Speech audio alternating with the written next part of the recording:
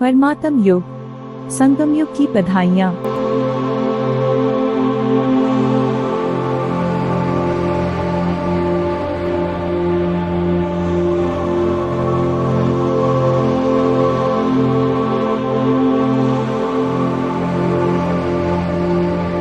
हमको ऐसा बनाने वाले परमपिता परमात्मा शिव पिता का दिल की गहराइयों से शुक्रिया। वाह हमारे बाबा वाह।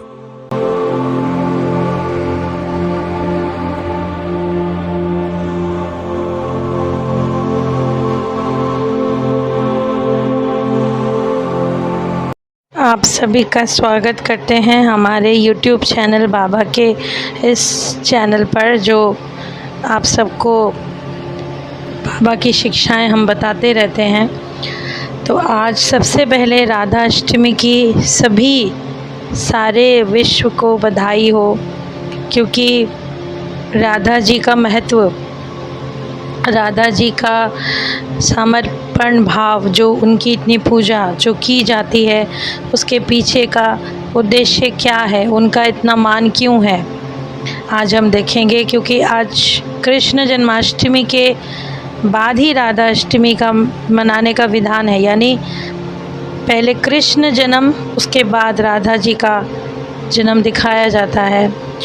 और ये कहा जाता है कि जब हम सुनते थे कि अगर आपको कृष्णा जी को मनाना हो तो आप राधे राधे बोलिए, अगर आपको परमेश्वर तक पहुंचना है तो आपको समर्पण और विश्वास, जिसकी प्रतीक राधा रानी है, आपको वो अपनाना पड़ेगा।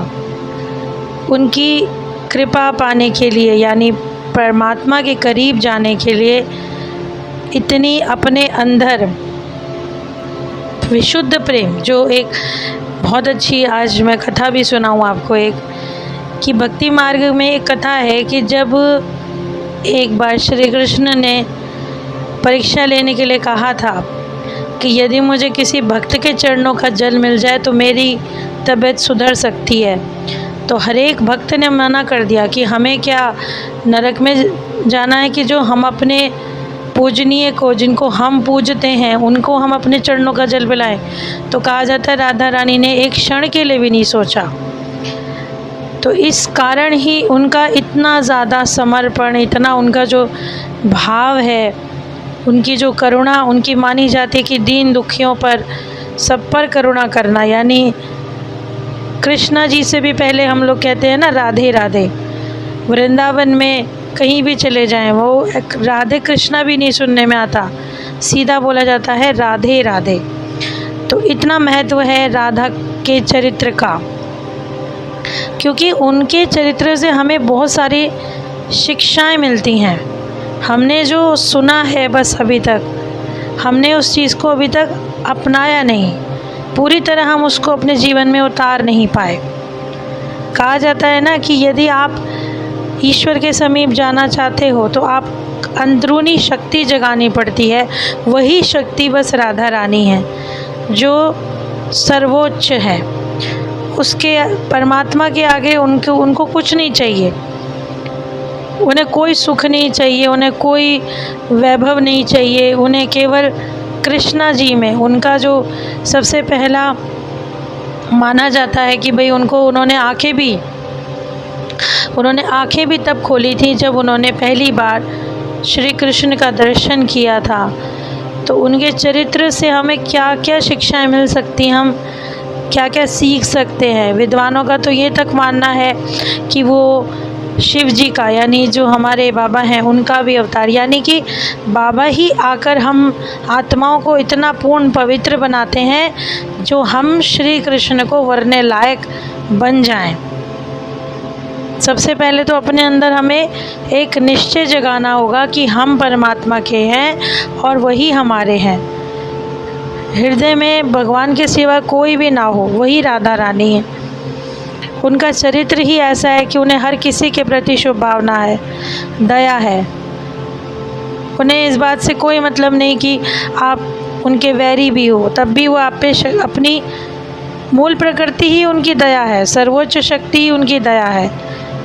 यानी कि वो सब पर दया करने वाली हैं, सब पर बाबा, जिस तरह से बाबा एक अपकारी पर भी उपकार करते हैं, तो इसी तरह से ये दिखाया गया है कि जो अवतार है राधा रानी शिव जी का बताया जाता है, तो उन्होंने इतना शिक्षा को ग्रहण कर लिया परमात्मा की कि जो बाबा का कर्तव्य वही हम बच्चों का। हम हमेशा से कहते आ रहे हैं कि अभी तक भी भगवान यही कहते हैं कि बच्चों, जो मैं करने आया हूँ वही तुम बच्चों को करना है, यानी तुम्हें भी करुणा, प्रेम और अपने अंदर शुद्धता और शक्ति लानी ही है।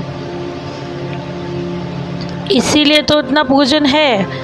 आम आत्माओं में और देव आत्माओं में यही फ़र्क है कि जिन आत्माओं ने भगवान को समझकर उनकी पूजा एज इट इज़ की है, जैसे उनको माना है, उसी तरह से राधा रानी का भी हमें ऐसे कुछ आज चरित्र में से देखेंगे कि हमें उनके चरित्र में से क्या क्या है शिक्षा जो हमें लेनी चाहिए।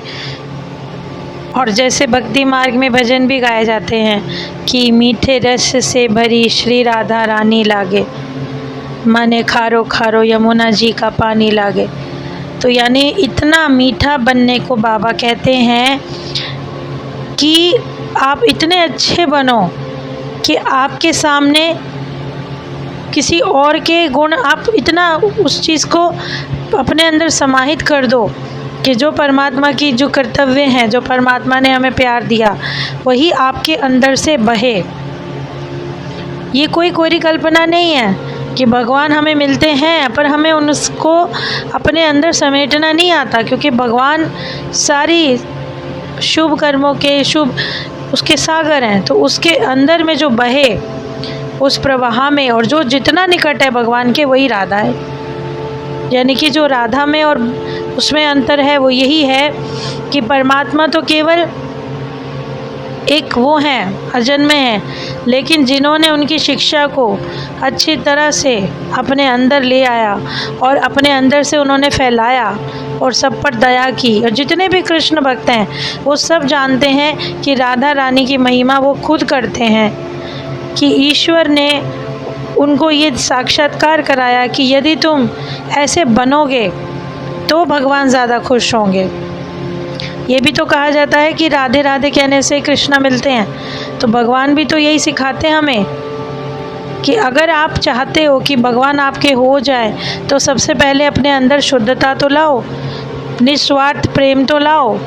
जितना सुंदर उनका हमेशा बचपन से दिखाया जाता है कि उतनी अच्छी और उनकी ब्यूटी होने के बावजूद भी ना उनमें घमंड था, ना वो कहीं भी किसी को नीचा दिखाते थे। ऐसे देवी देवताओं के चरित्र अपने अंदर अपनाओ तो सही। तो राधा रानी के चरित्र से हमें बहुत सारी शिक्षाएं मिलती हैं, हम बहुत कुछ सीख सकते हैं जिन्हें आज तक हमने अभी तक केवल सिर्फ सुनकर ग्रहण नहीं किया है पूरी तरह। यदि हम सच्ची सच्ची राधा अष्टमी मनाना चाहते हैं तो हमें परमात्मा शिक्षाओं द्वारा उन सभी गुणों का जो भगवान ने हमें बताए हैं, सभी माया के विकारों से दूर रहना होगा और अपने अंदर प्रेम की धारा को जो भगवान ने प्रवाहित किया है हमारे अंदर, इसीलिए तो उन्हें कोमलता, करुणा और भक्ति की देवी के रूप में पूजा गया है, सर्वोच्च देवी के रूप में, क्योंकि उनके अंदर इतनी ममता है कि अपकारियों पे भी उन्होंने उपकार ही किया है। इसीलिए उनका इतना पूजन है, इतनी भक्ति की जाती है।